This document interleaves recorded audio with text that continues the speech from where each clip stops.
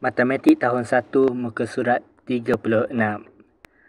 So, latihan kali ni kita nak buat nombor 19 dan perkataan 19. Jadi dekat abakus ni kita boleh tengok yang puluh ni ada 1 biji, yang sar ni ada 9 biji. Jadi 10 tambah 1 sama dengan 19. So dekat sini juga kita boleh nampak kapur ni. Dekat sini ada 10.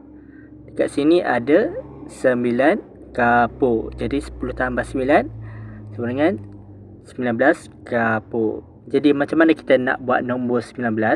Dari atas tarik ke bawah, dan untuk 9 kita tarik buat bulatan dan turun ke bawah. Macam ni, 19. Macam ni. Okey, kita kena buat nombor 19 dalam kotak ni. Semuanya 19, 1, 9 macam ni. 1, 9, 1, 9 macam ni. So saya akan buat. Okey, dah siap kita buat nombor 19. Okey, lepas tu kita kena buat perkataan 19 dekat sini.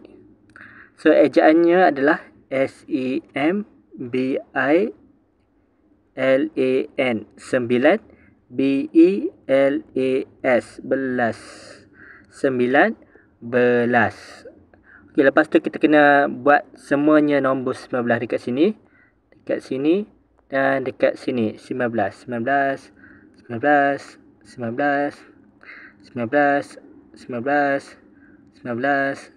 Okey, dah siap kita buat nombor 19.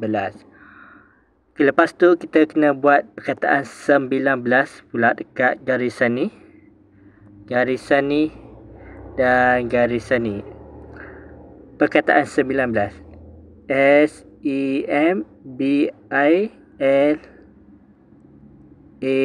SEMBILAN, 9, BELAS, 19. SEMBILAN, 9,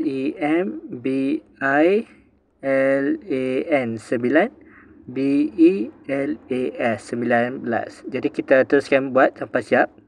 19, 9, SEMBILAN, 9,